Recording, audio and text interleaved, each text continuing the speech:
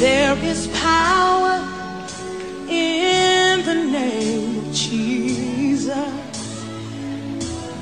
There is power in the name of Jesus. There is power in the name of Jesus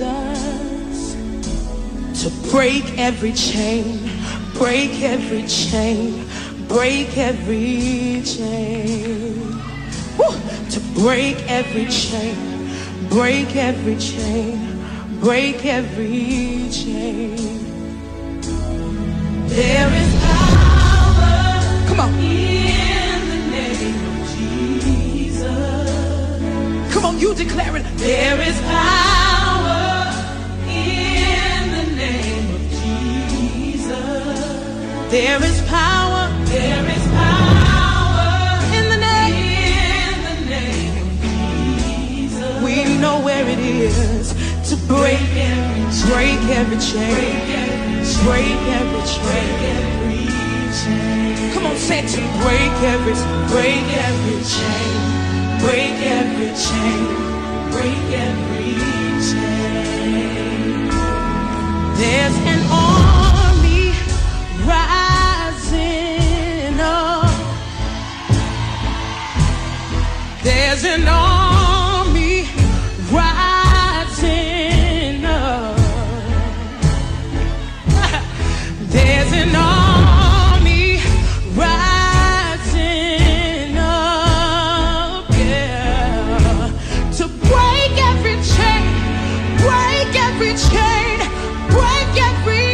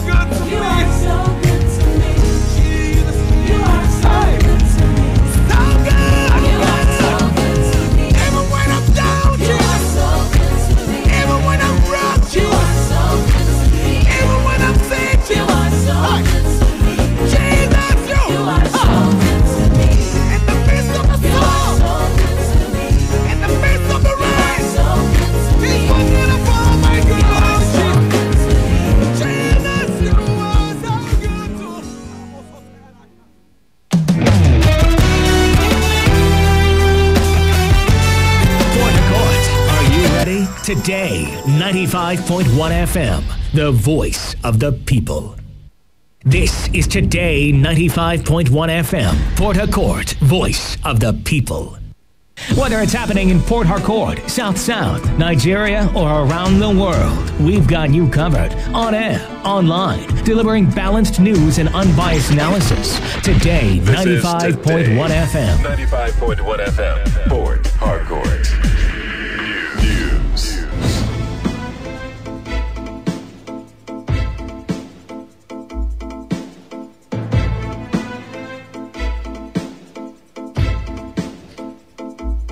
Hello and good morning. This is the World News on your premium talk radio, Today 95.1 FM Port Harcourt.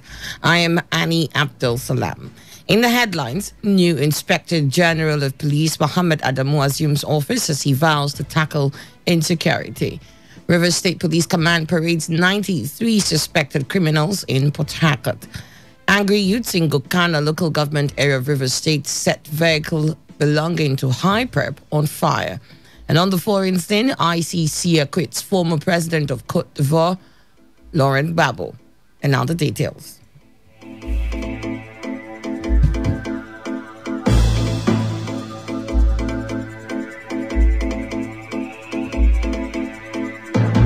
President Muhammadu Buhari and Vice President Yemi Osinbajo have participated in the laying of wreaths in commemoration of the 2019 Armed Forces Remembrance Day.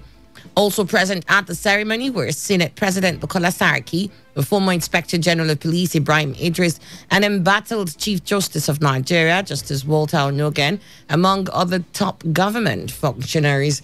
The service chiefs, as well as the wife of one of the dead soldiers, also laid wreaths at the cenotaph of the fallen heroes. The annual ceremony, which holds every 15th of January, aimed at remembering the fallen heroes who died while defending the nation. Meanwhile, the cold rapport between the Senate President Bukola Saraki and former Inspector General of Police Ibrahim Idris played out during the Armed Forces Remembrance Day celebration, with Saraki reportedly refusing to accept a handshake extended to him by Idris. Reports say the former police chief saluted the Senate President preparatory to a routine handshake, but the Senate President gave him a stare instead, boycotting the handshake as he went to shake the service chiefs. President Muhammadu Buhari has decorated Mohammed Adamu at the State House in Abuja as the new Inspector General of Police. The former IGP Ibrahim Idris was also present to witness the decoration of his successor. Speaking after taking over from former IGP, Adamu thanked President Buhari for the appointment and promised to re-strategize to efficiently combat kidnapping and other security challenges in the country. In the country, we have issues of kidnapping, we have issues of abduction, we have some other security challenges, and we are going to re-strategize. From the strategy the former Inspector General put in place, we will re-strategize to make sure that we tackle these challenges. And mentioned we've heard from the former Inspector General of Police, adequate arrangement has been made to make sure that free and fair and credible election takes place in Nigeria, and we're going to deal with the strategies put in place to also make sure that we have peace-free election in the country. We are professionals. We're going to stick by the rules. We're going to do the right thing. A police commissioner, Edgar Imohimi, says he remains the Commissioner of Police in Lagos State. The police commissioner stated this while addressing newsmen at the State Police Command headquarters. This follows reports on Sunday that the police authorities directed Kayode Egbetokun to take over from Imohimi as police commissioner in Lagos. Imohimi was then redeployed to the force headquarters in Abuja as the commissioner of police in charge of explosive ordnance unit. He, however, told newsmen who were at the command headquarters for the handover and takeover ceremony between he and Egbetokun that the ceremony would no longer hold. He further explained that they were in the process of concluding the procedure, which began on Monday when they got a signal from the force headquarters to maintain a status quo. Ahead of the general elections in 31 days, the Independent National Electoral Commission has commenced recruitment for ad hoc positions. This is contained in a tweet by INEC, which showed that INEC Registration Area Technical Support and Local Government Area Technical Support ad hoc recruitment for the general elections was now open for interested applicants. According to the statement, shortlisted candidates will be expected to provide technical support at the registration and local government areas. Meanwhile, the electoral bodies say it will release the final lists of the presidential and National Assembly candidates by 17th of January and governorship and State House of Assembly candidates list on the 31st of January 2019. The appeal court in Port Harcourt has declined hearing on the appeal filed by the All Progressives Congress in Rivers State for stay of execution of the judgment of the Federal High Court in Port Harcourt in a suit by Senator Magnus Abe and 43 others. The three-man panel led by Justice C.N. Wah said the application was not ripe for hearing because there was no record to show that the appeal has been entered. The panel also reserved judgment on the issue of jurisdiction on the matter brought before it by the APC against Justice Chinwe Dunwogu of the State High Court. Counsel to Senator Abe, Henry Bello, spoke with newsmen outside the courtroom. Our contention is that the Federal High Court merely gave effect, pursuant to the Provisions of Section 287 of the Constitution, of the judgment of the High Court. Now, the judgment of the High Court is inviolate. Valid is subsisting, the appeal against it in appeal number CA to page to 461 to 2018 has been struck out. Albeit that an appeal at the Supreme Court, that judgment cannot be stayed.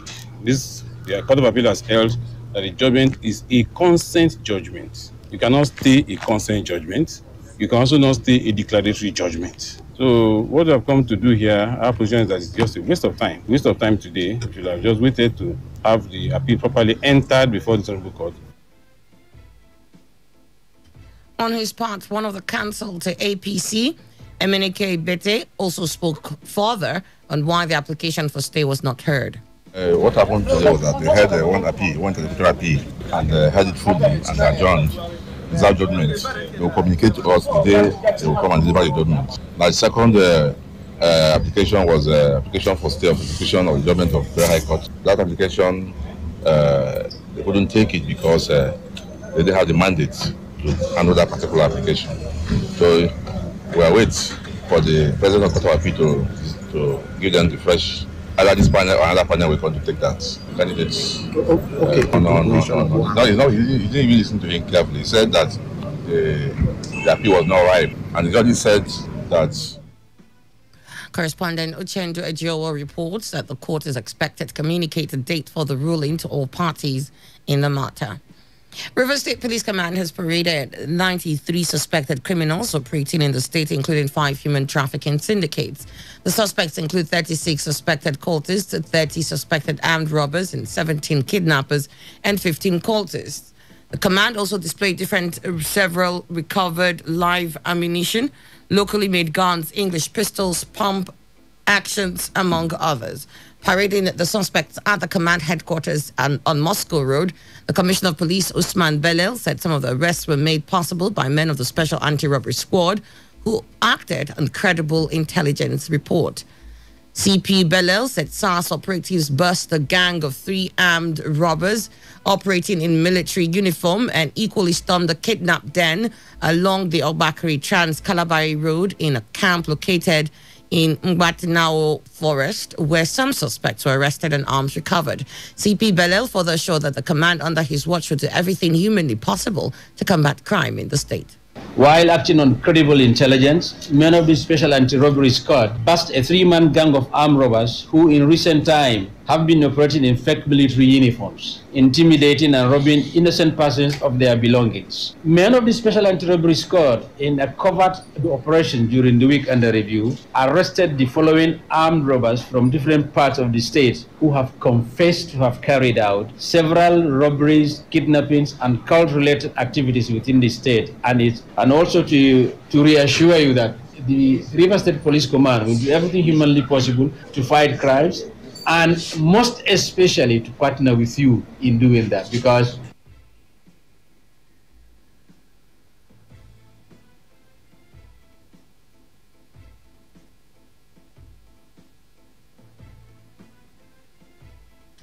Some youths have burnt down a bus owned by the Hydrocarbon Pollution Remediation Project HYPREP in Kedere, Gokana local government area of the state.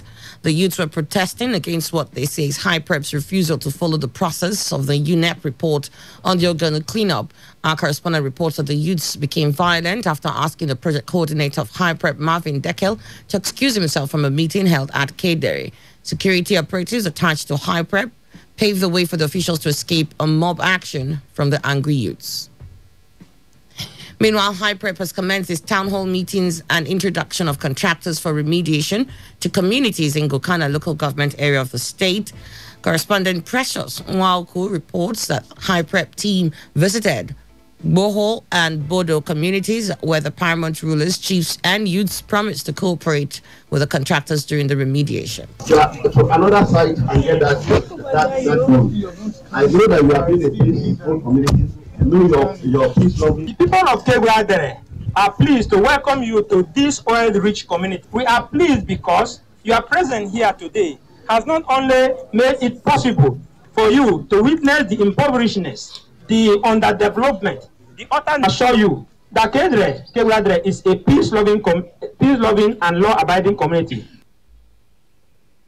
Speaking during the visits, project coordinator of HYPREP, Marvin Deckel, said some of the contractors are Ogonis, just as he appealed to the people to embrace the process instead of instigating issues that may affect the cleanup project. When you're talking about Ogoni contractors, we have a local content component of every contract that we issue, including the contractors that we issue today. There is a defined provision for engaging the locals, including community labor in all the contracts. So that is taken care of.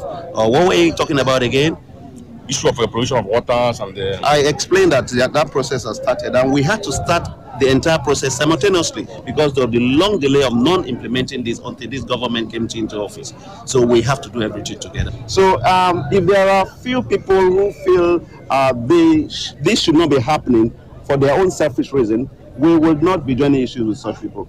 And those are isolated issues that do not reflect the broad view of the Ogoni people who overwhelmingly want this project to be implemented, who are beneficiaries of this. Violence leading to the disruption of electoral process has remained a cause for concern for stakeholders, particularly the youths. In an interview with our correspondent Alfredo Alerici, the leader of Ichi and Ikori Youth Forum, Gideon Isaac Okpaka, who spoke on the sideline of an event in Port Harcourt, advised youths in Ikori and Ichi to desist from being used by politicians to truncate the 2019 electoral process. As campaign is on moving now, I am calling on them to resist, not to handle any arms. At this time, Ikori and Ichi ethnic nationality, we don't want to lose any of our allies. All of them are important, either APC, PDP, Labour Party, or whatever. So I'm calling on them to resist. Whatever any politician that want to use them, they should see that person as enemy of these two ethnic nationality. So I'm also calling on the politicians to not to contract our youth. They should stop contracting our youth to any form of violence, so that at the end of the day, after using them, they will still come after them. You're listening to The World News on Today 95.1 FM. After the break, more news from the foreign and sports stories. Stay with us. Every hour, when the big stories break, depend on our 24-hour news team to bring you the latest. Today 95.1 FM. Isaac Mama, Papa, brother, sister, we don't tire for all these old politicians. Make we shine our eyes and make a difference. Make we vote Chief Isaac Nwamu for this governorship election. Labour Party, they present to you Chief Isaac Nwamu, a credible alternative. We go carry our dear state reach the promised land. Make we vote Chief. Harry hold a Thanksgiving service at St. Mark's Anglican Church, Ngboshimini, in Rumelimini, in Obiakpo local government area of Rivers State, to usher in the new year of 2019. A statement by the chairman of the planning committee, Vincent Wabara, on behalf of the executives of Akpo People's Assembly, led by Innocent Wane, indicates that the Thanksgiving is to appreciate God for always protecting and guiding members of the group, in particular, and Akpo Kingdom in general. The statement said it is mandatory for members of the group to attend and also disclosed that the reception will hold at Rumo Lumini Civil Center immediately after the church service. It further appealed to members of public, particularly Akpo people, to attend the ceremony. The remains of late Chief Christian Ogbuneu Amadi, the Eze Okata of the third of Rumalo community in Obiakpo local area of River State, will be laid rest on Saturday, the 19th of January 2019. Chief Ogbuneu Amadi, who died on the 19th of November last year, was survived by his wife. Complex in Nairobi, killing a number of people. Gunfire and blasts were heard at the compound in the Westlands district of Kenyan capital, which houses the Dusit D2 Hotel, as well as offices. The Somalia-based militant group Al-Shabaab said it was behind the attack, but gave no details. The International Criminal Court in The Hague has acquitted Ivory Coast ex-president Laurent Gbagbo. Gbagbo had been charged with crimes against humanity in connection with violence following a disputed 2010 election that left 3,000 dead and 500,000 displaced. He was captured in 2011 in a presidential palace bunker by United Nations and French-backed forces supporting his rival, Alassane Ouattara. He was the first former head of state to go on trial at the ICC. United Kingdom's Prime Minister Theresa May's Brexit deal has been rejected by 230 votes, which is the largest defeat for a sitting government in history.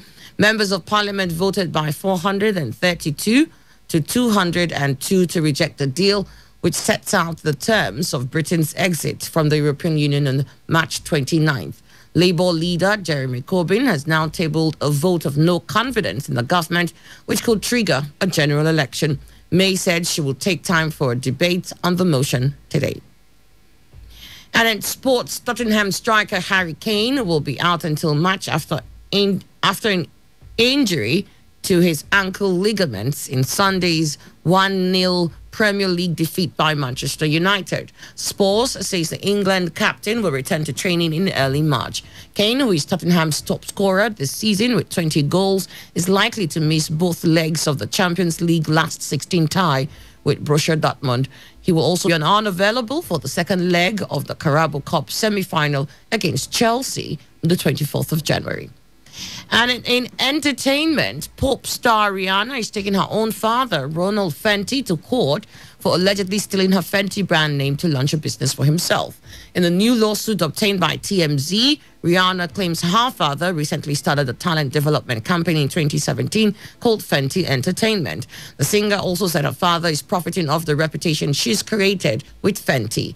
In the documents, Rihanna said her father and a business partner falsely advertised themselves as her reps to solicit millions of dollars, including trying to book her for 15 shows in Latin America in December 2017 for $15 million, all without her authorization.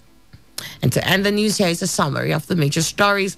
The new Inspector General of Police, Mohammed Adamu, has assumed office as he vows to tackle insecurity.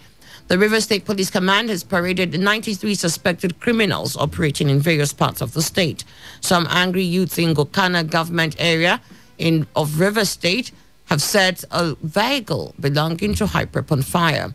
And on the foreign scene, the ICC has acquitted former president of Cote d'Ivoire, Laurent Gbagbo.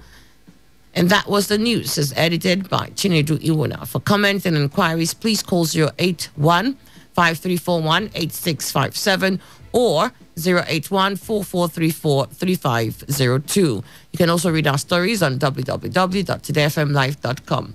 I am Annie Abdul Salam. Thank you for listening. Good morning.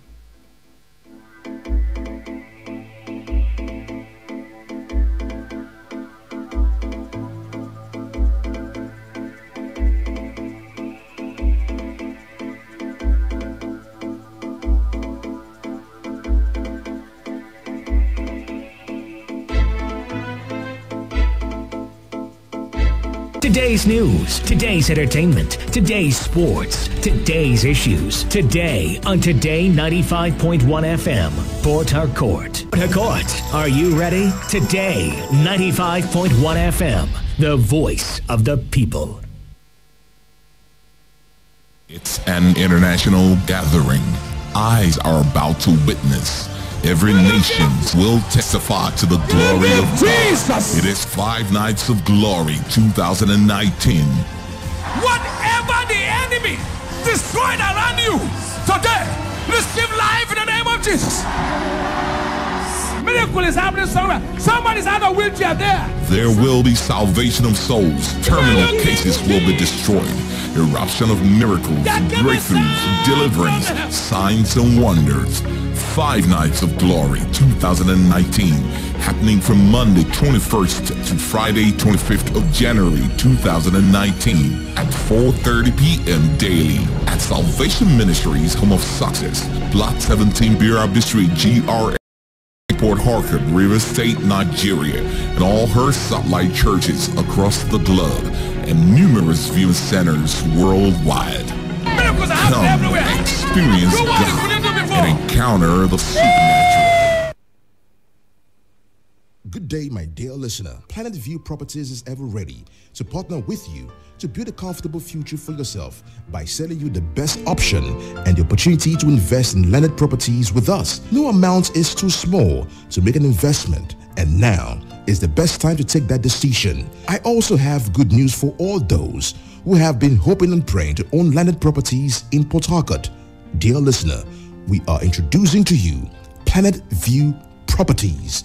Over the years, we have been into property consultancy, doing due diligence on behalf of our clients who want to acquire property for a token. Thus, we have been able to help so many of our clients to establish the status of the property they intend to acquire in terms of their validity, legitimacy, and availability.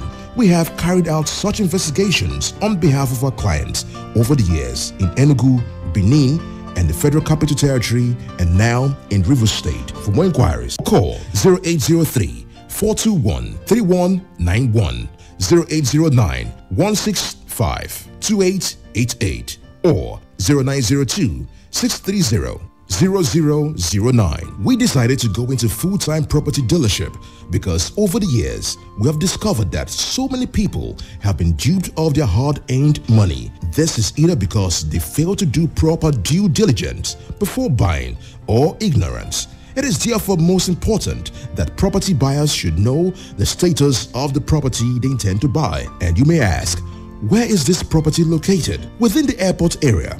After the new international airport, you sight this land in an environment called Igbo. This is a very serene environment and ideal for growth and development. Our property, which are well planned and mapped out, include Planet View Phase 1 at Igbo, Cottage View Phase 1 at Omagwa, and our lands are 100% dry land. I want to assure our listener that these properties are well secured and free from airport authorities or Greater Port Harcourt or any form of interference, and our properties is buy and build. Once you buy from us, we do after-sales services for you, such as taking care of the property and making sure it is intact for those who are not building immediately. Over the years, we have carved a niche on integrity, which is our greatest asset. And should any incident arise on our side, we are ready to take full responsibility. In our property, there are no hidden charges, no bush entry, no agency fee. Rather, we give out free survey plan and deed of conveyance. Right now, a plot of land ranges from 550,000 naira to 650,000 naira instead of 800,000 naira. Dear listener, we urge you to take advantage of this opportunity to come and invest with us now. Our listener that are very young, do not waste time. Do not assume you still have time ahead as price of property keeps skyrocketing every day. This is an opportunity for you to buy now at a very cheap rate, for it's far better for you to invest in property now than keep that money in your bank account. The rate of property appreciation exceeds that of interest accruable to whatever amount you have in your bank account. Most people think they cannot buy land in Greater Port Harcourt access and develop immediately. No, there are places you can buy and build now, and this property is in such a place that gives you the opportunity. Don't forget that everybody will not live in old Port Harcourt City, and River State is fast developing. Take advantage of this offer brought to you by Planet View Properties and invest in your future. Also, With this offer, you have all your documentation done within 7 days and land allocated to you. Isn't that wonderful? We have a wonderfully designed layout from Greater Port Harcourt Development Authority that you can choose from, and you get your documentation done within 7 days, which is unusual as it is hardly done in this part of the world. So take advantage of this 7 days allocation and documentation and invest with Planet View Properties. For those of you invested in this property now, you can get it at between 550,000 naira and 650,000 naira outright payment, while those who want to invest after now will pay more for the land. Payments by installment are also allowed at Planet View Properties. I will encourage you to come to our office now. For more inquiries, Planet View Properties is located at number 20 Wagomati Street, opposite Royal House of Grace Church, Tombia Extension, GRA Port Harcourt, or call 0803 421 3191, 0809 165 2888, or 0902 30 0009.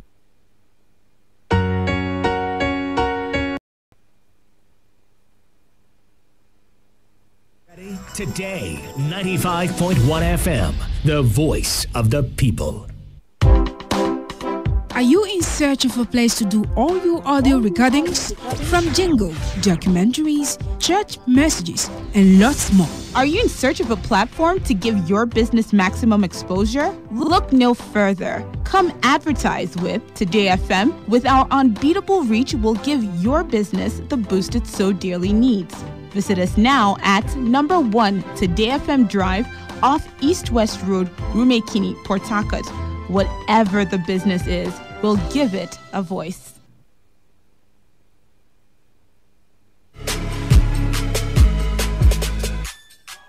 Every day on Today 95.1 FM, there's always an opportunity to comment and air your views on our various programs. It's not just about us. It's about you, your opinion, and your voice. President, don't you think that it's time to step down, sir?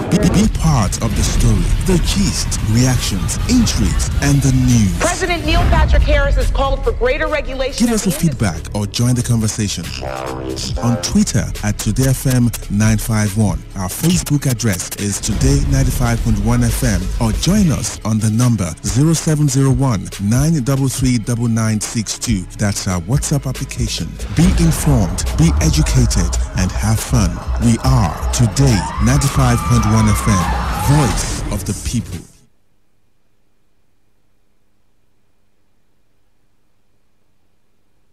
Radio has never been this good. Today, 95.1 FM, Port Harcourt. Port Harcourt, are you ready? Today, 95.1 FM, the voice of the people. What a goal! Hangs it up for Ronaldo. Oh my God! Experience the glorious goals rush.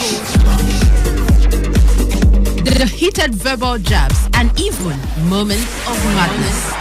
Experience the sensational swings, strokes and shots, the moments of victory and despair. Experience lights out on a majestic night in Singapore and a whole lot more.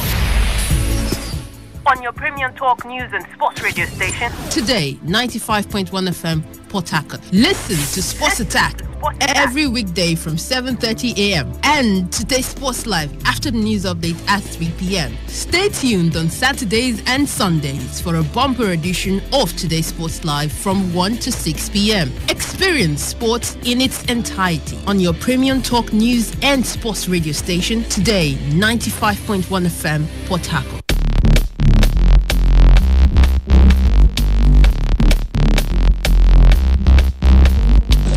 Everyone, my name is Ese Brume, Commonwealth and African long jump champion. You're listening to Sports Attack on Today 95.1 FM, Port Harcourt. Don't touch that dial. A very good morning and welcome to Sport Attack, reaching you live on this frequency 95.1 FM right here in Port Harcourt. The 16th day of the month of January 2019. My name is Emmanuel Chibuzo.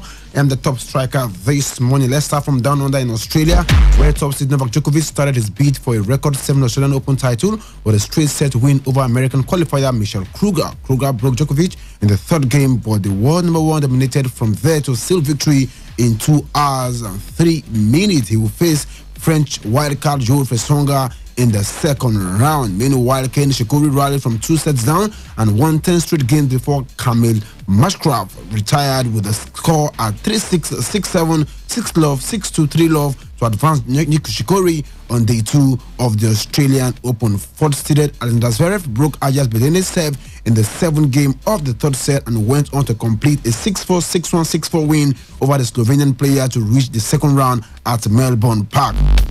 Zverev, who also won 3 other tournaments in 2018, hasn't advanced beyond the third round in 3 previous trips to the Australian Open. Among the other men advancing were Ryan Harrison, who beat Yuri Vesely 6-love, 7-5, 6-3, number 12 Fabio Fognini, and number 15 Dani Medvedev. Of course, Pierre Hughes-Hubert beat Sam Querrey 5-7, 7-6, 6-3, 6-1, and of course, 5th seed Kevin Anderson is out of the Australian Open after being beaten in 4 sets by American Francis Tiafoe. And Anderson, who reached the final at Wimbledon in 2018, took the first set 6-4, but his 20-year-old opponent fought back to take the next 3, 6-4, 6-4, 7-5, and still a place in the third round. World number 39 Tiafoe had never previously progressed beyond the second round in Melbourne. Elsewhere, Marin Cilic beat Mackenzie McDonald 7-5, 6-7, 6-4, 6-4 in the women's play.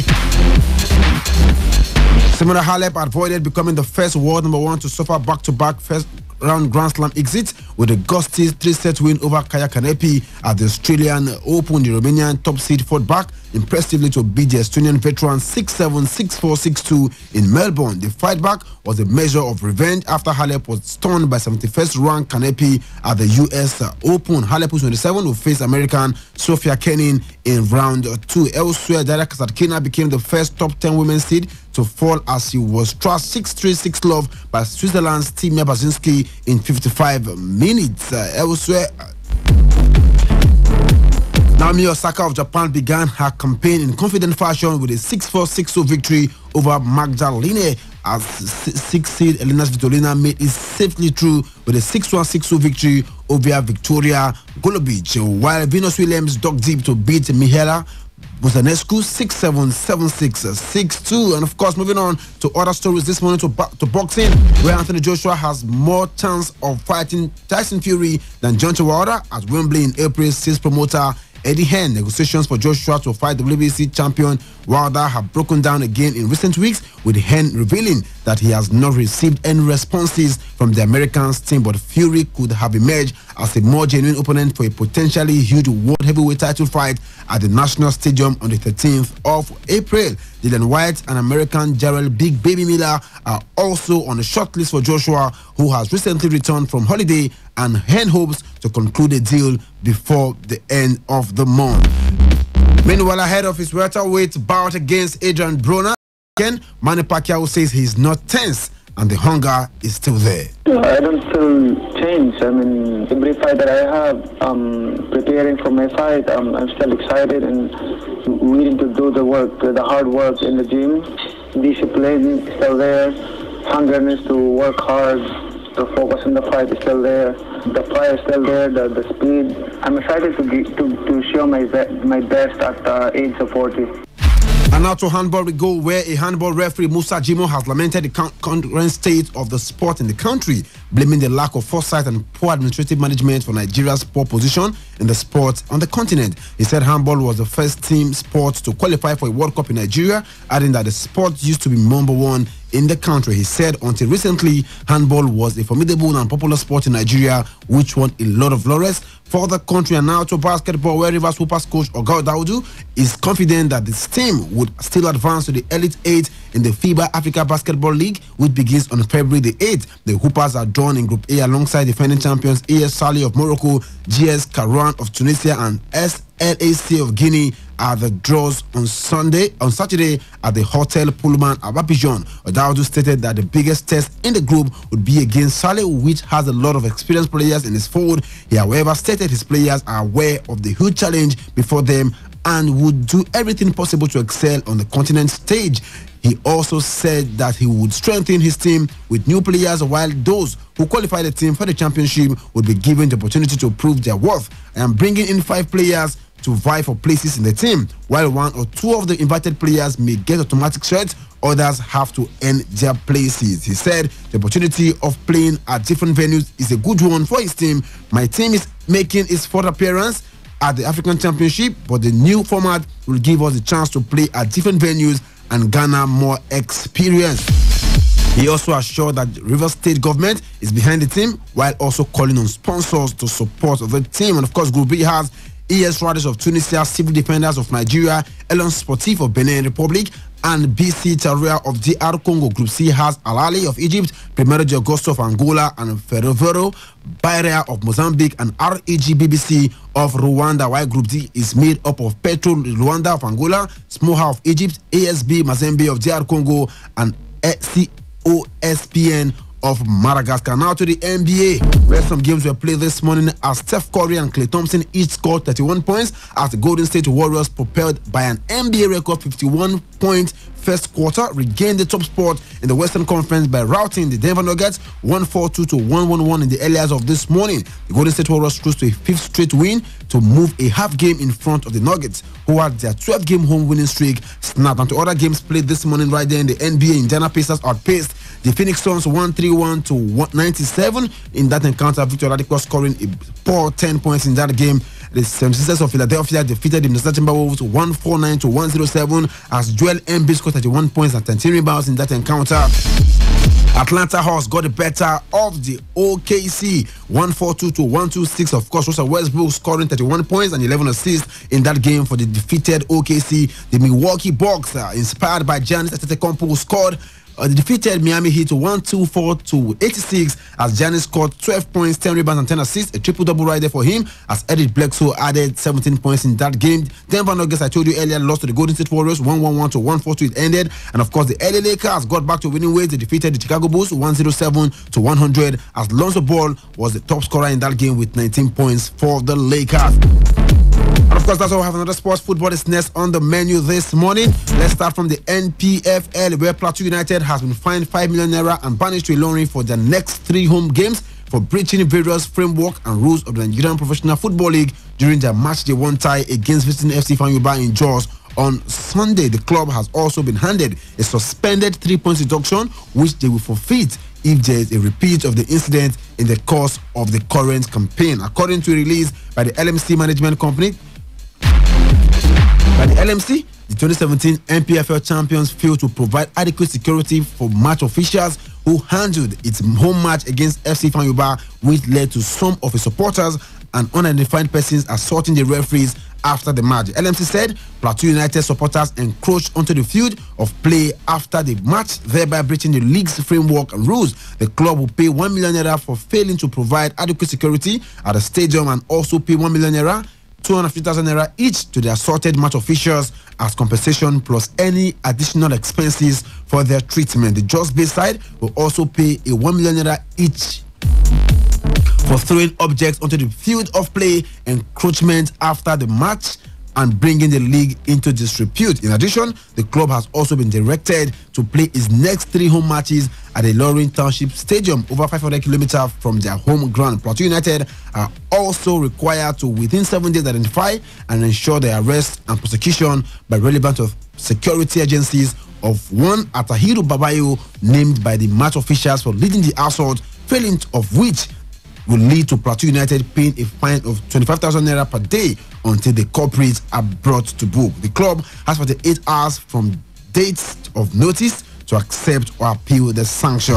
Meanwhile, technical manager of Heartland FC of Owerri, Meg Typhoon, is certain that the Nazi Millionaires will be better than they were last season. I think we will do better than last season. This season is a league. The league is different. We will play 12 teams in 2 groups. we will struggle to be in the playoff group. One of the newly signed players of the Nazi Millionaires, Felix Osai, says it's a dream come true for him to sign with the Nazi Millionaires and hopes to win trophies with Heartland. Heartland Football Club has been my dream team, not to the end. I'm so blessed to be part of the squad for 2019 season.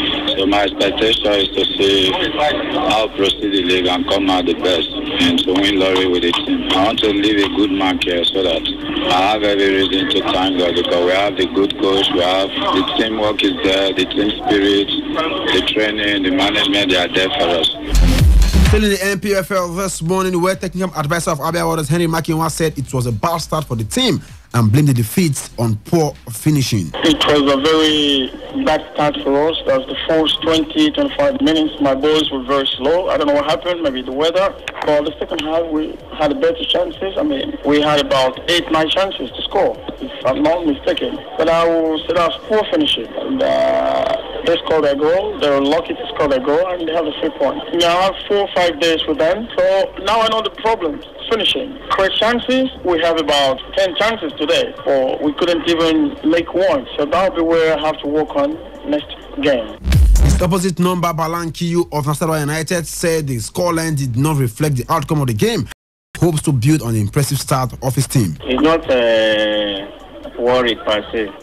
But if you look at the game, you should have expected that the goal tally would have been more than what we had. But I have the belief that before the commencement of every game, it is destined to happen, whatever it is. I'm worried, but the players have done what they know how to do best. I'm sure, in every competition, first match is always very, very difficult. And you always approach first match with a lot of precautions. So definitely the 3 points are very, very vital. We've gotten the 3 points and I think we'll build on that to go up. Balanki of Nasarawa United. So games to expect. Match 2 today. Nigeria United will be up against Rivers United. MFM up against Kwara United. While the other games in Group A have been postponed. About 4 games postponed. In Group B, there will be a game between Abia Warriors and Goran FC. Of course, El Academy Warriors will do battle with Kano Pillars. That game comes up tomorrow. FC Fanyaba up against Nasarawa United. As Heartland will entertain Plateau United. While about 2 games have been postponed in that group. Moving on this morning, former Enyimba and Kano Pillars striker Christian Obiozo has joined Tunisian outfit Stade Gabeshan. Obiozo penned a 2-year deal with Gabes base side, who played in the Tunisian Professional League 1. The leggy forward failed in his attempt to land a deal with former African champions Orlando Pirates due to injury. 24-year-old former Rangers star was part of Nigeria's squad to the 2014 African Nations Championship in South Africa, helping the team to a 3rd place finish. So this Flying Eagles camp of Nigeria this morning, where the Flying Eagles will trade tackles with the Saudi Arabian counterpart in an international friendly designed to toughen the team ahead of next month's African Under-20 Cup of Nations in the Niger Republic. Team administrator Aliou Ibrahim Lawal told the NFF.com that arrangements are in top gear for the 7-time African champions to fly out of Nigeria this weekend for the game bid for Tuesday, 22nd of January in Jeddah. Moving on this morning, let's go right there to the European scene, where UEFA has opened its proceedings into alleged racist chanting by Chelsea fans in the Europa League game with Mol Vidi. A vocal minority of fans chanted offensive songs about Tottenham fans in the 2-2 draw in Hungary on the 13th of December. Chelsea said fans who sang an anti-Semitic chant during the game had shamed the club. UEFA's Control, Ethics and Disciplinary Body will rule on the case at its next meeting on the 28th of February. Still in London this morning, whereas West Ham manager Manuel Pellegrini has been answering questions about the future of Austrian forward Marko Arnautovic. Well, we'll see what's happening in the next days. As I repeat, it's an issue that the club must see what is the best for him, for the player, for the club, for everyone. And I hope that they will take the best decision for everyone. And of course, elsewhere, Arsenal goalkeeper and Premier League great Peter Cech has announced that he is retiring at the end of the season. The 60-year-old, who won the Premier League 4 times and the Champions League during his time at Chelsea, announced his decision in a post on his Twitter account. And of course, moving on this morning, where Arsenal manager Unai Emery says he's happy with Aaron Ramsey, saying the Welshman has acted professionally. I'm very happy with him. He asked the last match also in Blackpool, it's okay to help us playing, and he said to me, yeah, coach, I want to play. And he played with a very big behavior, very big commitment to us. After his future is very individually future for him, with his family, with his agent, but every time they here with us also, he's working very well, and I want his behavior, his focus to us from him.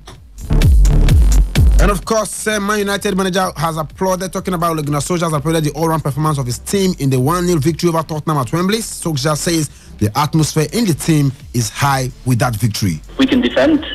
Jonah, Victor, fantastic with Luke and Ash next to them. We've got the best goalkeeper in the world. I've said that many times. And we've got blistering pace up front. And then we've had some great keepers at this club. And I think it's challenging both Edwin and Peter for the number one spot historically. We had to beat them if we're going to have a chance to catch them. Of course, we were 10 points behind them. Now we're 7. And 7 points, that's catchable. 13, impossible. 10, difficult. Now we've got a chance. The win here was massive. The team spirit was massive. The belief and the joy in the dressing room, absolutely fantastic. And of course, we've been away for a week working on certain things. And when the boys see the benefits of that work, both fitness and maybe tactical, it is massive. And results like this against big teams, they do give you confidence.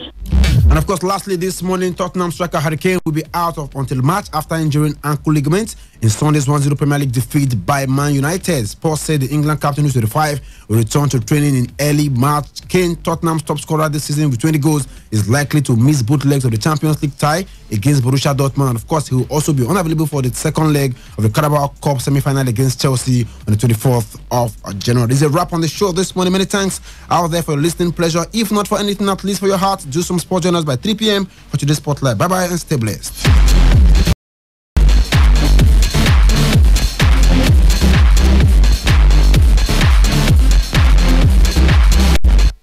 Radio has never been this good. Today, 95.1 FM, Port Harcourt.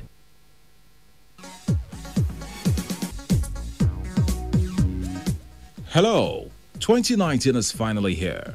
And we must start by saying Happy New Year to you and welcome to Raleigh Academy on radio. Well, this is an e-business and e-investment education program series brought to you by Raleigh Academy. Raleigh Academy is a company that offers services in online businesses, investment and financial education for anyone looking for an opportunity to create a new stream of income or add to the current stream or streams of income. Well, it's the first edition of the program this year, a very special one, and it promises to be extremely loaded. We'll be looking at the Raleigh Academy E-Millionaire Conference. Simple strategies to becoming an e-millionaire in 2019. Well, in the studio with me is an e-trader and an online entrepreneur with Raleigh Academy. He's a London-trained trader. He studied at the London School of Business and Finance and London Academy of Trading. He's also certified in technical analysis from FX Wizard in Cyprus. He has over 6 years of experience in technical analysis and trading. He's a dynamic advocate of algorithm trading, and he has developed hundreds of automated systems, indicators, and trading tools. Well, simply put, he understands his business perfectly well. He is Michael Akinwale. Happy New Year to you, Michael, and thanks for joining us. Happy New Year, Leko. It's a beautiful year to start, I'm telling you. Yeah. Okay, we'll take a very quick break now, and when we return, we'll get to speak with our professional in the studio. Don't go away. All right, you're welcome back. It's still Raleigh Academy on radio. Let's kickstart now. Tell us about Raleigh Academy, Michael, and yourself. Okay, my name is Michael Akinwale. Let me say Happy New Year to you once again. I'm so excited about this year because, you see, last year we were able to test out a lot of strategies, and those strategies have worked, and this gives us a lot of confidence that 2019 is going to be a greater year. Let me say this, Raleigh Academy is actually a global e-business education brand. The head office of the company is in Europe. They have a rep office here in Lagos and also in Port Harcourt. And the focus of the company is actually to connect people with inspirational experiences to the opportunities that are available when it comes to doing business online. All right, it's a new year. Can you tell us how 2018 was and what makes you sure that one can become an e-millionaire in 2019? Well, I am 500% having level of assurance on the fact that one can actually become a millionaire when it comes to doing business online in 2019. And that's because from the progression and the graph that we're having as relates to doing business on the internet, 2018 was a phenomenal year. Even when you look at a country like Nigeria, right now Nigeria has over 100 million internet users. And that has shown that anytime more people are increasing online also means there are more opportunities to actually make money online. So I'm telling people this is a good time to actually connect to the internet. And if you look at the developing economies like in Asia, where you have a company like Alibaba, which has never been done in the history of this planet, sold $30.8 billion worth of products in a day. That's on their own singles day last year.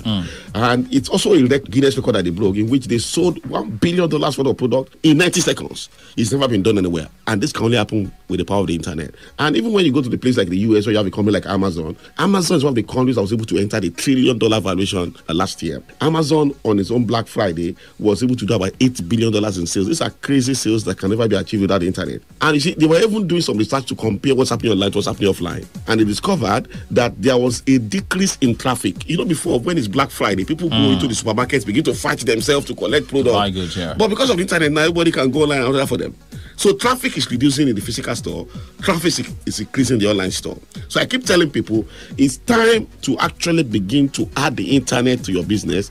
If not, you might run out of business. So I can tell you, 2018 was a great year. 2019 will be a greater year. And I'm recommending everybody should go online. Now, you're sounding very convincing. 500% sure. Absolutely. What are some of the simple steps that a person needs to take to guarantee becoming a millionaire online? Okay, you see, I had to do extensive research to actually look at this. And I'll be able to come up with 4 very critical factors that I need everybody needs to implement in this year 2019. Okay. To a large extent guarantee, that you actually move to that $1 million level. The first thing is the choice of your business. And there are 4 businesses that the Academy has researched on that we know that if you can actually do this business this year, you will do very well. The first one is e-commerce. Right now in Nigeria, e-commerce is the website that has one of the highest traffic when it comes to business online, if you go check right now. So e-commerce is the business we should go into. Then we look at e-trading. E-trading is the buying and selling of electronic products, currencies, commodities, and indices. It naturally be to make a profit. It's a very big business. And like I even tell you, for instance, a country like the US economy is dependent on e-trading. Then we look at e-services, how to put your service online. You know what I discovered right now, even when you travel to the US, to the UK, to the Middle East, you notice all the shopping centers now, you will see in their shop, they will say you can now order online. So they are beginning to implement online to their offline business. So one of the things we're going to be doing in Rally Academy also is to show people how you can add the E to your current business so as to maximize the business. And then we look at digital marketing. These are some businesses that I think people can do. Then the second factor is this: don't start one business. You see, I keep telling people last year, to become a millionaire, you need to have multiple streams of income. And that has shown that an average millionaire has 7 streams of income. 7. So you can't be doing one thing. You can't be an employee only and tell me you want to be a millionaire this year. No. It's not possible. For you to actually move to that dimension we're talking about, you must have multiple streams of income. And thirdly, you must be ready to work as if there's no tomorrow. One major challenge I have with Nigerians right now is that Nigerians are not ready to work. The truth is that work is what brings worth. People that are not ready to work will not be able to worth anything. I keep telling people that. So please, in this year, are you ready to work? If you're ready to work, I can tell you by December this year, man, we are talking at another level. And finally, people need to be properly trained to develop skill. You know, they were interviewing Tim Cook. Tim Cook is the CEO of Apple. And they were asking him, why is it that Apple is producing the Apple phones in China? Now, because people actually think that the reason why Apple is producing the Apple phones in China is because China has cheap labor. Yeah. So Tim Cook said, no. It's not for cheap labor. The major reason why we are in China is that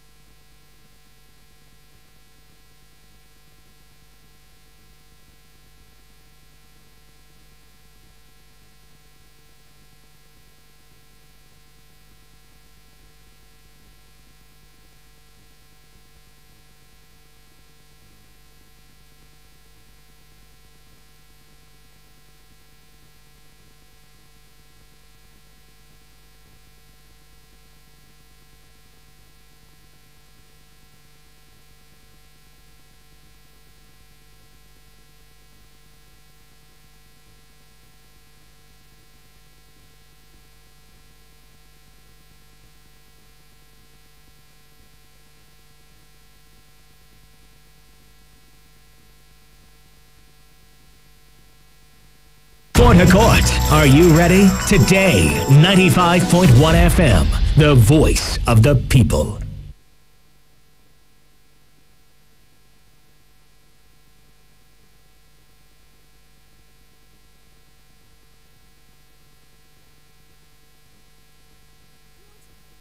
But no, economy will not allow you to be great. So you hustle, you jump bus, fly Okada, do backflip with keke. Then one day your hustle pure.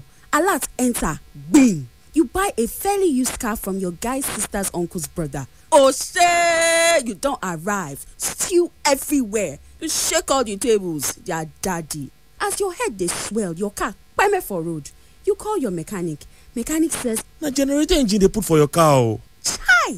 Save yourself. Buy verified Nigerian used cars that would not disgrace your destiny from Cars Bazaar. You can also attend the live Saturday auctions where you can bid for cars at amazing prices. Visit carsbazaar.com for more. RJ, Chaos, for the world to see. So quit acting like the blue ain't right. Quit fronting like the whips ain't right. Drinks in the gizzle, don't give a fuck. Hands in the izzle. Come on. Got $1.5 million on what's going down tonight. Bet I'm gon' pop that Chris tonight. Let's shorty coming out them clothes tonight. Get the telly, slap the skin all night. Drop the top, hit the club all night. In the section where all the thugs be like, what's up, mama, what you doing tonight? How would you like to roll to your foes tonight? It's a big heartbreaker when you do that booty shaker. All out, hustle love, female money maker. Real good to your man, but come holla at your boy, I'm about that paper. Quit acting like the blue ain't right. Quit fronting like the whips ain't tight. Drinks in the gizzle, don't give a fuck. Hands in the izzle, front to the whistle. Quit acting like you don't see me. You notice all the shopping centers now, you will see in their shop, they will say you can now order online. So they are beginning to implement online to their offline business. So one of the things we're going to be doing in Rally Academy also is to show people how you can add the E to your current business so as to also maximize the business. And then we look at digital marketing. These are some businesses that I think people can do. Then the second factor is this: don't start one business. You see, I keep telling people last year, to become a millionaire, you need to have multiple streams of income. And that has shown that an average millionaire has 7 streams of income. 7. So you can't be doing one thing. You can't be an employee only and tell me you want to be a millionaire this year. No. It's not possible. For you to actually move to that dimension we're talking about, you must have multiple streams of income. And thirdly, you must be ready to work as if there's no tomorrow. One major challenge I have with Nigerians right now is that Nigerians are not ready to work. The truth is that work is what brings worth. People that are not ready to work will not be able to worth anything. I keep telling people that. So please, in this year, are you ready to work? If you're ready to work, I can tell you by December this year, man, we are talking at another level. And finally, people need to be properly trained to develop skill. You know, they were interviewing Tim Cook. Tim Cook is the CEO of Apple. And they were asking him, why is it that Apple is producing the Apple phones in China? Now, because people actually think that the reason why Apple is producing the Apple phones in China is because China has cheap labor. So Tim Cook said, no. It's not for cheap labor. The major reason why we are in China is that China has the highest concentration of skilled laborers, skilled workers in the world right now. So that means people need to develop proper skill when it comes to actually succeeding when it comes to business online, which is where Rally Academy is organized what we call the E-Millionaire Conference. That E there means Internet Millionaire. We are organized the E-Millionaire Conference to train and educate Nigerians on the skills they actually need to succeed when it comes to becoming an E-Millionaire. And at this conference, we're going to be looking at e-commerce, we're looking at e-trading, we're looking at e-services, and we're looking at digital marketing. All of these businesses, they will be broken down into simple steps that every Nigerian can actually implement, and by the end of the year, I can guarantee you your million level. Now, Michael, you said 2 very important things. Number one, you talked about hard work. You also talked about information. Absolutely. And you talked about the E-Millionaire.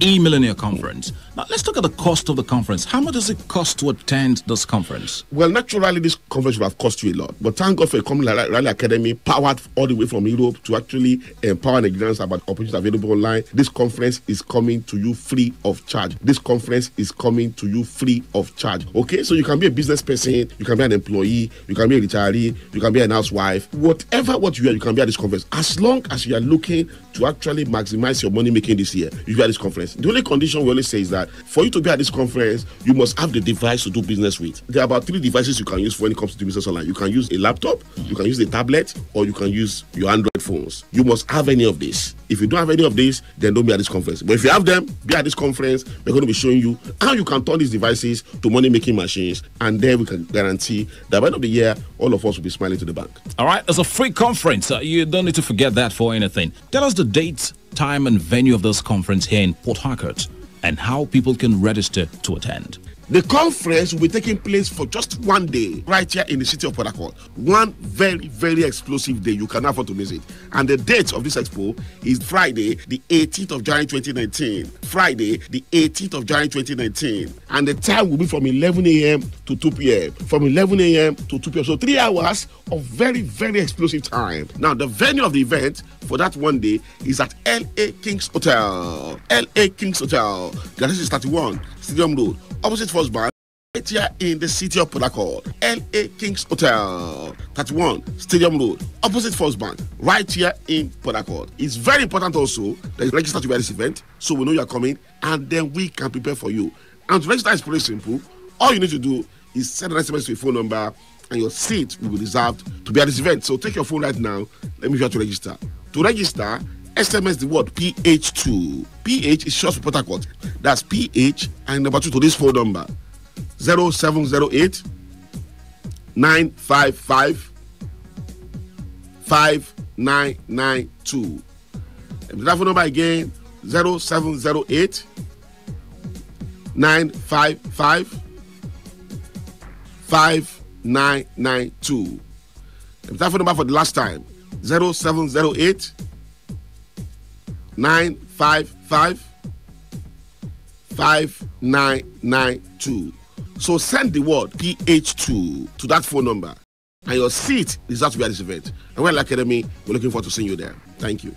All right, great. So what else should participants benefit or expect at this conference? Okay, like we introduced last year, our culture in Raleigh Academy, we believe education is powered by the law of long and lasting impression. So it's not just about what you're coming to get at the conference. It's also more important what you take home with you that can allow you to keep developing the skill, because skill is developed over time, not just a one instance thing. So at this conference, we're going to be giving out an educational DVD that contains trainings of the things we're going to be teaching at the conference. And guess what? This DVD will have cost you some good money. We are going to get it for free. We're only giving it for free to the first 100 people who register by sending an SMS to attend this conference. So begin to send SMS right now, but the first 100 will get the educational DVD. Another thing we just introduced in Raleigh Academy is that we normally have a training on e-trading, which we normally offer after the conference. Okay. But now we are going to be giving out the video of that training for free also at this conference. Now that one, you don't need to send SMS to get it. At this conference, you're going to be understanding how you can get it for free. We don't send it in Raleigh Academy, you get that DVD for free. And thirdly, you stand a chance to get the capital you can use to start trading.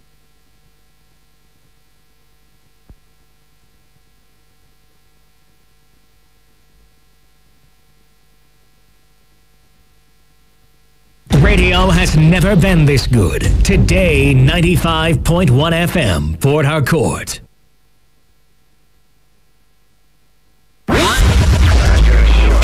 Hold on, Kata. No, don't say else. Just bring 5,000 now.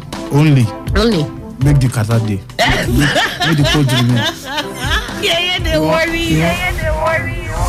You were not aware you're a thief. Now that you know that your money is coming from a thief, do you not see why you're a thief? All right, still talking about affairs of the federal government. We understand also that the federal government... Welcome to today's edition of Beats and Pieces in your premium talk and news. And it's going to be 1-1 Malata. 1-0 is never good enough. That's where we're called the voice of the people. Today, 95.1 FM, Port Act. Here we go. This is Today 95.1 FM. To copy this tune, press 9. This is Today 95.1 FM. For current news and information, press 5. They are politicians, all of them. They know what they do. So they know how they attack each other. To stay connected all day, press 1. The person who raised the alarm is the one who made the public know about it. Good afternoon and welcome to the World News on your premium talk radio station. We are your premium talk radio station. Today 95.1 FM, the station with a unique dial.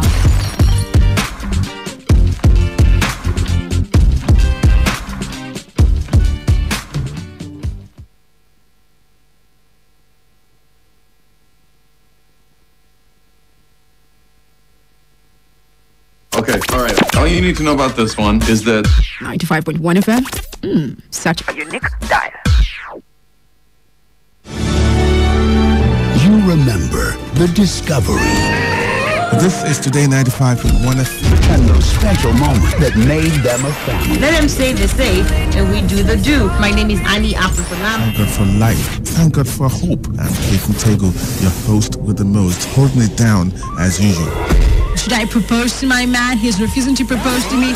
Every single day is a blessing. Every single day is a gift. If you want a promotion in your current job, you have to work on getting a promotion in your current job. Taking a look back from where it's all coming from. A Benjamin Bugsy Academy. Nobody does that better than him. No other station does it like we do. Today, 95.1 FM. Voice of the people. All the information you need to start your day. Your number one talk radio station. 95.1 FM. Wake up to today's quest. Wake up. All the news and information you need in one go. Get started with the best of sports, lifestyle, analysis, and Annie. Can you feel it? Can you feel it? Can you feel it? Wake up to today's quest with Annie on Today 95.1 FM from 6 to 11 a.m. weekdays. Fantastic.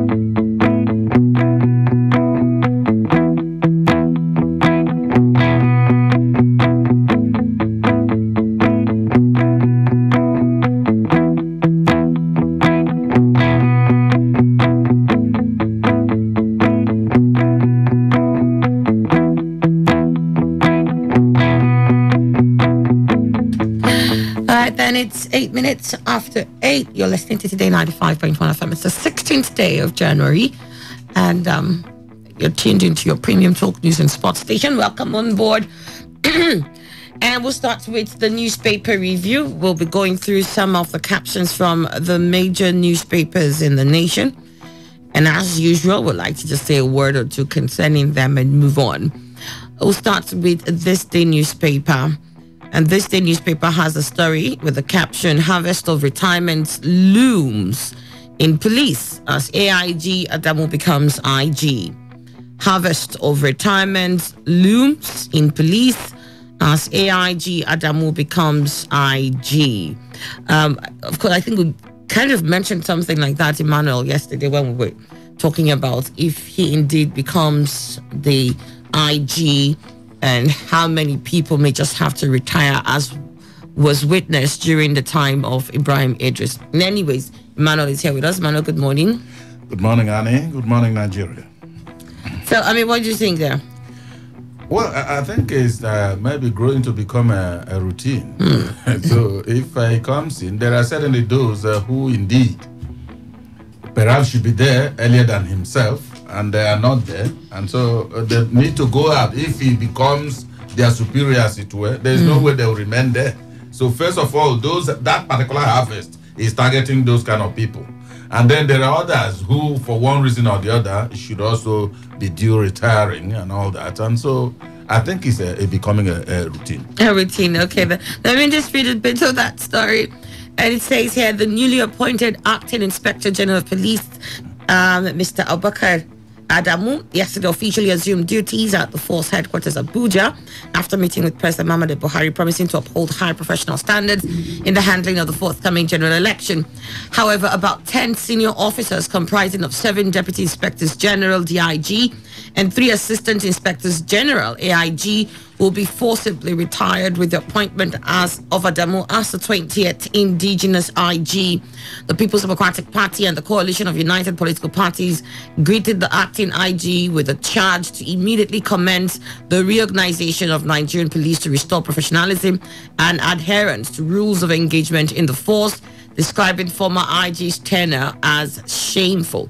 But there you have it. About 10 senior officers. I've got Daniel Momo here with me. Daniel Momo, good to have you. Good morning. Good morning, Annie. I have Pastor Barrister Banal Uche Ikechukwu. Good to have you here. Good morning. Good morning, Annie. All right. So, Daniel, what are your thoughts on that? There are certain things I keep asking myself. Why should we even go to the AIGs when the DIGs are there? Is it that the DIGs are not capable? This starts even from Obasanjo's regime up to Yaradua, Goodluck Jonathan, and now Buhari. Why do we always want to go to the AIGs? And Adamu is not even the most senior AIG. That's the funniest thing. Is it that some of these DIGs and some of these senior AIGs are not capable enough?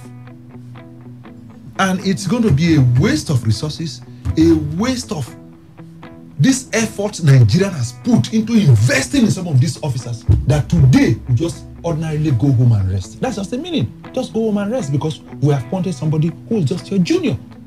And so for me, you see, this commitment to service will not be there, because I know that one day when one man comes and then he favors my junior, I have to just go home and rest. All right, let me see. I have here that the 7 DGs or DIGs that are on their way out include Mr. Megari Diko, who is in charge of the Department of Administration and Finance, Mr. Joshua Kabila of the Department. An excellent officer, operations. Joshua Kabila of the Department of Operations, Mr. Oshodi Glover Agboola of the Department of Logistics and Supply, Miss Peace Ibekwe. We should have had Miss Peace. I mean, who says we can't have a female Honestly. IG? Miss Peace Ibekwe Abdullah of the Criminal Investigations and Intelligence Department. Others include Mr. Mohammed Katsina of the Department of Research and Planning, Mr. Emmanuel Tom Iyang of the Department of Information and Communication Technology. The 3 IGs affected have been identified as Mr. Usman Abubakar, who is in charge of Maritime, AIG Usman Yakubu, who is in charge of Zone 10 Sokoto, and AIG Abdul Majid Ali, who is in charge of the Eastern Ports. What are your thoughts? I don't have any problem. This is still the prerogative right of the president to make these appointments. But my own worry has been the issue of going for AIGs. When maybe if you go by seniority, you may have the DIG who should ordinarily take over from the IG. It now means that some people will be victims of retirement unduly, because you cannot be a superior and you expect your supposed junior before now, when he was elevated, to now work under him. Ordinarily, you people have to pave way for him to assume that position. So, but it still remains the prerogative of the president to make such appointment, looking at the criteria for such qualifications. Capability, competence, and so many other things. So he must have seen his reasons for choosing Adamu to work in that capacity. He's from Nasarawa State and has been in charge of Zone 5 Benin. He has been Adamu, actually. Yes, he has been a seasoned policeman with experience. He has been even intelligence distinct in Jos. So he has that's knowledge for him to have been appointed in that position. So I expect him to exhibit high sense of discipline, especially looking at my own worry now is the extortion that happens between this Port Harcourt to Owerri Road is getting out of hand. I know the new IG should step up to make sure that things. He has a lot of tasks. Even the one that President told him yesterday that he has a lot of tasks ahead of him, especially in this coming election. So I think his appointment is in line, looking at the prerogative of the president to make such appointments. So it's not to be in our characters to say, okay, we are faulting the appointment. This is how it is. So we'll leave it for him. Okay, well, there you have that. It was gathered that there was a huge backlash when the IG continued his stay in office. So I guess for quite a number of people, it's they're heaving us. Well, this is a sigh of relief that the IG is finally out and the new IG in. Harvest of retirements looms in police as AIG Adamu becomes IG. You have that story in This Day newspaper.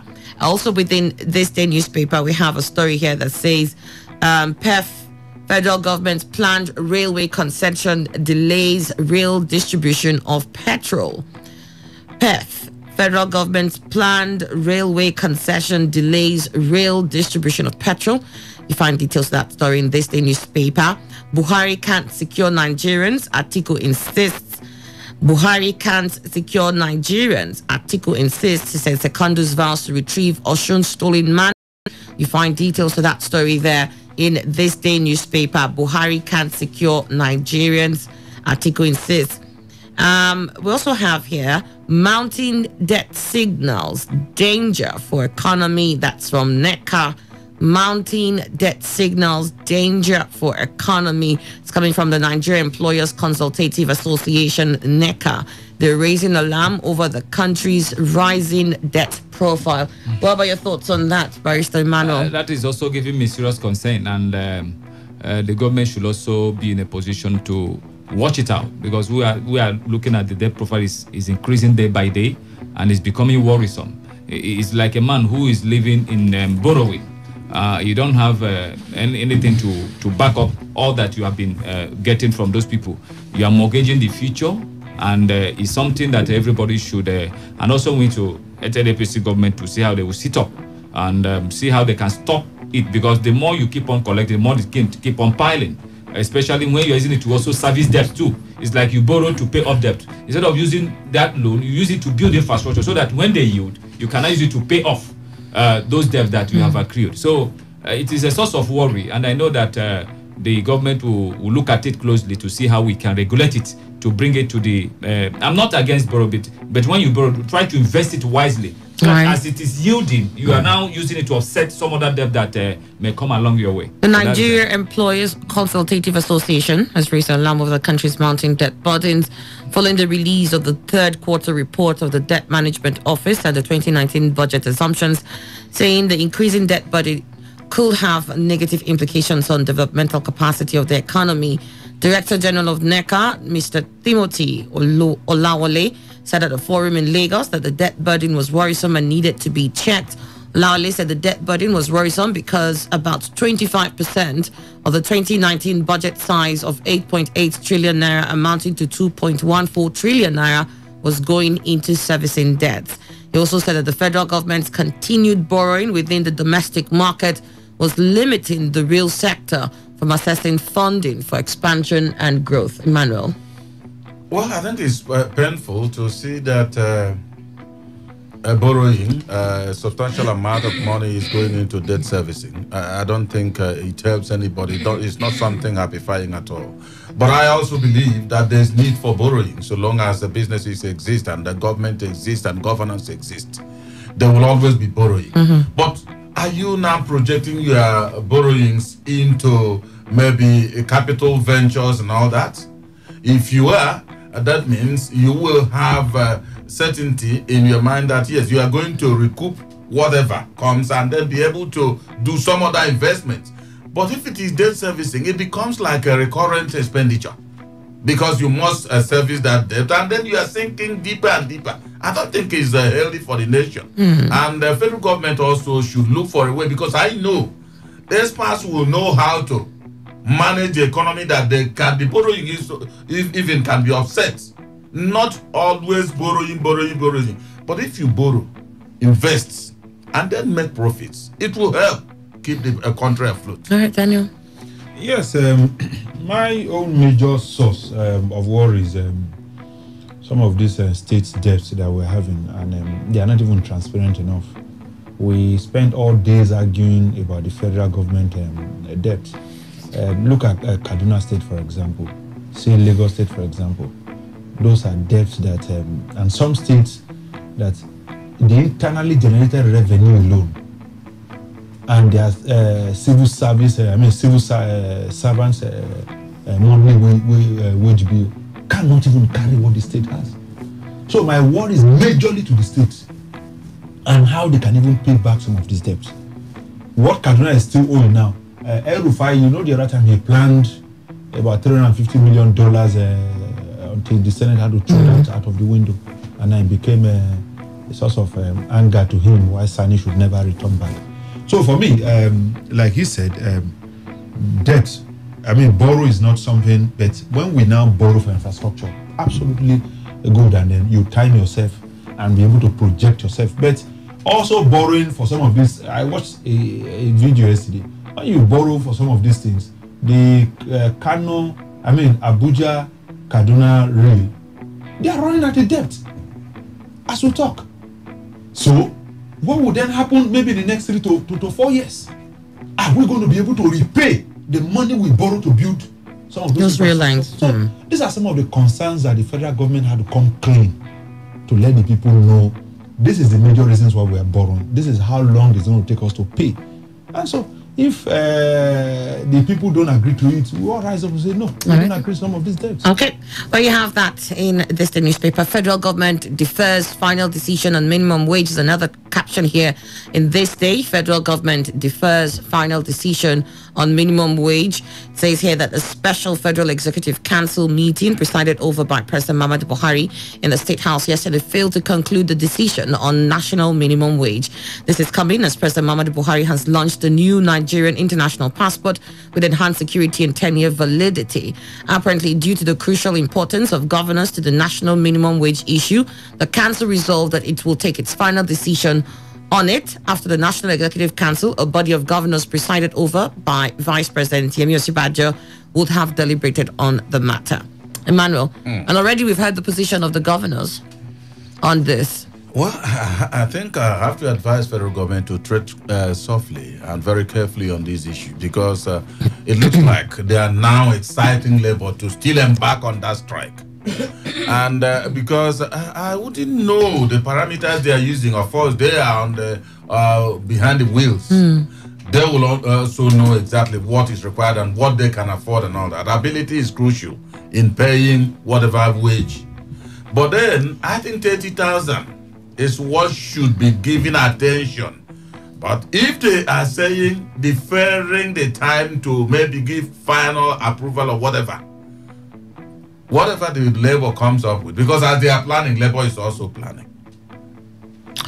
Well, that's that's an issue that we'll hate to see escalate, because we already know what we went through when labor took that period to strike concerning 30,000 naira minimum wage. Daniel, what are your thoughts here, though? But I thought the federal government constituted a committee led by this man, is it Briggs Marks or anyone? And they have not submitted their report. I've not heard that. Why don't you wait for them to submit the report first, and then you can now go ahead? I think also the federal government agreed with Labour. Yes. That they are going to send it as a bill to the National Assembly. Either tomorrow. So if you now come back again to now say you are defining some of these things, I think it's supposed to be honored before the 23rd. You are caught in trouble. They are actually caught in trouble. All right. Well, they said we have to defer decision until we've heard from NEC. NEC is the meeting where governors. The governors have their position has been stated clearly. Okay. What are your thoughts here? I think we have to wait for the committee's report so that we don't run before the gun is beaten. So let's wait patiently. I believe that the government will resolve this issue with labor amicably, because strike is not the best interest of the nation. We know how much we lose every day when we go on strike, and that is not healthy for us. And this is January. I even had fear as I was coming back. I would learn that the strike will be on from 7th. So we are like, God should come to our aid, because this is January is always very tough on people because the budget is still yet to be presented and all that. So it's always a very hiccup this thing for those who pay rent and for those who pay salaries and those who pay school fees. So at the end of the day, that strike was averted. I was so happy for that. So I think there's still room for them to still further negotiate, and hoping that the committee will come out with something meaningful that also help the government so that they can start implementing. We'll not talk of talking and keep on talking and nothing happens at the end of the day. It will not be good for us. All right. Well, we also have here in the newspaper, Nigerian military clears Boko Haram from Borno town. Nigerian military clears Boko Haram from Borno town. Terrorists attack residents to flee. You have that story there in this day newspaper. Emmanuel, yesterday was Armed Forces Remembrance Day. And, we cannot take away the fact that this ongoing war against Boko Haram has taken its toll on the Nigerian military and, of course, armed forces combined. But the fact that we still record some successes, I think, gives us hope. Yeah, certainly. Of course, a living man must have hope, and that's the ingredient of life. If you just jettison hope, that means you should even die at that moment. Maybe anything is coming to him. And I think the military is trying in this part of them. Once in a while they occur. The ability for you to do more of intelligence gathering, see how you can get these people at their root and see how you can get them out. So you need to also employ a lot of tactics in fighting this kind of war, because when you go into direct this thing with conflict with your enemies, they may come for attack. So you come through other ways of getting them and then destroying them as it is. Well, it just seems, at least for the case in Borno, where at the initial time we had they've been sacked from Borno, what they were doing now was perhaps just targeting soft targets. Yes. And that they really weren't taking over towns. But of recent, we're still hearing of them coming into inlands and taking over towns or ransacking towns and villages. And then recently also, the governor of Borno State was in tears while he was explaining what's going on in his state. The efforts of the armed forces now, as concerning this, I think it was Emmanuel and you who said, the former president, head of state, did mention the need to re-strategize. Yes. So if at some point they overtake a certain village and then give or take a couple of months later the insurgents are back there, obviously there's something we're missing. And, the fact that we have Armed Forces Remembrance Day is because we understand the great sacrifice that these people do for us. So, I mean, this seems like a quagmire. So what do we do? We need to look at the basics. When you look at military and the way they fight their kind of war, it's like payback time. It's like I'm standing against you to fight you to a standstill. So you need to be very more careful and cautious of how you approach them. Rechanging your tactics may also means you have to reconsider your approach towards this fight, because some of them within the military are still saboteurs. You may see some of them that they attacked some military people. You see they disguised in military uniform. So you may not even understand the person close to you, whether he's even a member of the sect, or maybe he gives them information on how to come for reprisal attacks. So these are some of the things they should look at. Look at inward within them there. Who are these people that are releasing information? Because before they come to attack, there must be who have passed information across to them to see how they can come. All right, Daniel, you want to say something on this? Every clearance made by the military for me is positive. It's something that we should rejoice about, something we should be happy about, because every clearance means that there are space enough for people to do their business, have a place to lay their heads. So for me, it's a plus. All right, then. Says this is coming. Nigerian military recaptured the northeastern town of Ran yesterday after it was overrun by Islamic State. Overrun and Ran. It was overrun by Islamic State of West Africa insurgents a day earlier, weeks ahead of an election in which security has become a key campaign issue. This is coming as the National Emergency Management Agency said on Monday evening attack on Ran by Boko Haram caused many to flee the town. Nigerian government forces and residents fled during the Iswa attack as militants things ablaze, but troops fought back and regained control of Ran yesterday. Agency reports quoted military and police sources as saying Boko Haram invaded Ran at about 4 p.m. on Monday. The battle continued for 3 hours. Our troops retreated and later returned to fight back, said a soldier who spoke to Reuters on condition of anonymity. So Nigerian military clears Boko Haram from Borno town. You find that in This Day newspaper.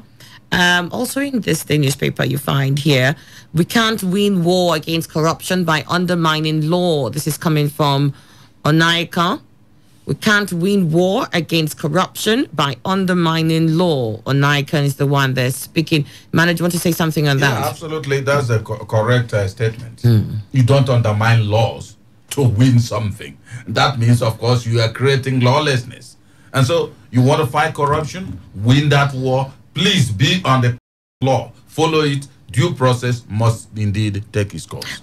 Catholic Archbishop of Abuja, John Cardinal Onaiga, has admonished the federal government not to ignore basic human rights or bypass the rule of law in its fight against corruption and other social vices in the country. He also stated that in their drive to maintain internal peace, the armed forces should put power behind justice and good governance and never support any form of injustice or bad governance. In the message issued yesterday by the cleric to mark this year's Armed Forces Remembrance Day, Onyekan said the search for peace and overall stability of the country will be futile in the absence of justice and good governance. I think it is a good one there. The purpose of doing things is to get things in the right perspective and do it the way it ought to be. So I think the law should take its course in establishing somebody has done something wrong. Before you can establish something has done something wrong, there is a law establishing that crime offense. So before you can go into it and get justice out of it, you must follow due process. Without due process, you cannot get to the root of the matter. And that is how the rule of law, corruption cannot stand without the rule of law, because it paves way for the corruption itself to come up to take its own route. So without the law, I don't think anything we are doing will be legal. So we don't operate on a state of lawlessness or doing things that are contrary to the will of the people, which is also the law, because the law is an embodiment of all it takes as the society is standing and as the people also beneficiary of what the society provides for them. So in due course, we are going to look at the circumstances where you look at the law, look at corruption, and maybe this person is the one who at the end of the day, he is the presiding over the affairs of that particular area. But if he presides over that area, he will suppress whatever that may be the outcome. That is when you see other processes can now take effect to see, okay, we can boycott this one and look at this, how we can use this one to address this particular issue. I know the circumstances where maybe the NJC, for instance, the CJN is the person presiding over the affairs of NJC. And you said, okay, report to so agency for trial. And some people say, don't go for that trial. Don't go for that trial. Don't go for this. Don't even go to answer them. And when we are looking at it, say NJC as the body, this particular, the CJN is the one presiding over the affairs of NJC. And there's no way when the matter comes before him, he's not going to use both influence and power to suppress what will be the outcome of in that way. Now people will be feeling, is this still the same rule of law that we are still using to fight corruption? And that becomes a very serious issue for people to consider. Then Daniel. There's nothing to debate against it. What Onaikan said is just the plain truth. That before you do anything, this is what you are sworn to uphold the Constitution. So, for me, what he has said is just a normal thing. Right. Mr. says here, we cannot successfully prosecute a war against indiscipline by locking up innocent people for months in dungeons without legal recourse. For the same reason, we cannot hope to win the war against corruption by ignoring or bypassing basic human rights to the rule of law. Onaiken said leaders must learn lessons from January 15, 1966 historic event, which marked the beginning of the military rule in the country. Find that story in there are exceptions, this day newspaper. All right, tell me about it. No, sincerely, it's not in all. These Boko Haram leaders that were arrested, you can't say because you arrest them and then some of them are locked up there up to 2 to 3 years now, no trial. But they need to wait there so that things can get ahead. If you release such people, you know how dangerous they could be to the society. And so there are exceptions to certain things, certain persons being locked up. All right, then let's move on to the Guardian newspaper now. In the Guardian, elections will be free and fair. New IGP Adamu pledges. The new Inspector General of Police, Mohammed Adamu, yesterday allayed the fears of opposition political parties that the police will be could be complicit in the rigging of the general elections. And he's gone on to promise the elections will be free and fair. That's at least from his path. Emmanuel. I think it's just it would have been a shocker to Emmanuel Dukwe alone. If he says it won't be fair. Yes, people will start looking for a way to run. But then they had just made the obvious comment. I expect him. It's just a welcome comment. All right then. Well, welcome comment. Let's move on. Buhari, Osibajo, others remember fallen heroes. President Muhammadu Buhari led Vice President Yemi Osibajo at the leadership of the National Assembly and the judiciary to lay writs at the National Memorial Arcade in Abuja yesterday. You get details of that story also in the Punch newspaper. And then Akwa Ibom governor pledges to pay 30,000 naira minimum wage if adopted. Akwa Ibom governor pledges to pay 30,000 naira minimum wage if adopted. That story is in the Guard. And I think one or two governors like that have also, I think River State Governor too has thrown his support behind the 30,000 naira minimum wage. So if adopted, they will pay. Lagos, I think, was also in the bandwagon. I can't remember exactly whether Bayelsa follows. At least in the promise. Yeah. Promise the one they No, you see, when Oshomole decided that he wants to pay, he would no longer pay 18,000 naira, he increased to 25,000 naira. It was not a show. And then decided paying 25,000 naira. If the governors forum are saying we cannot pay, come out and say, we from River State are not part of that, and we are going ahead to do this. And so instead of saying we promise, if they go ahead and start. Don't wait for adoption. Don't wait for adoption. No, I disagree. All right. He said, if he's settled, he will pay. What if he's not settled? He won't pay. And that's of course what it means. That means it's not the Oshomole formula is different from this one. This one is basing it on the fact that so long as it's settled that we are going to pay, we are very much ready to. Then the governors forum said we cannot pay. So come out to say we from Akwa Ibom said are not part of that decision to say that we cannot pay. No, you don't understand what I'm saying. See, Oshomole's formula is quite different. Oshomole said there was no clamor even, but people have been agitating. He just rose up and said, I am increasing somewhere to 25. Good. But this one is saying, now that there's a clamor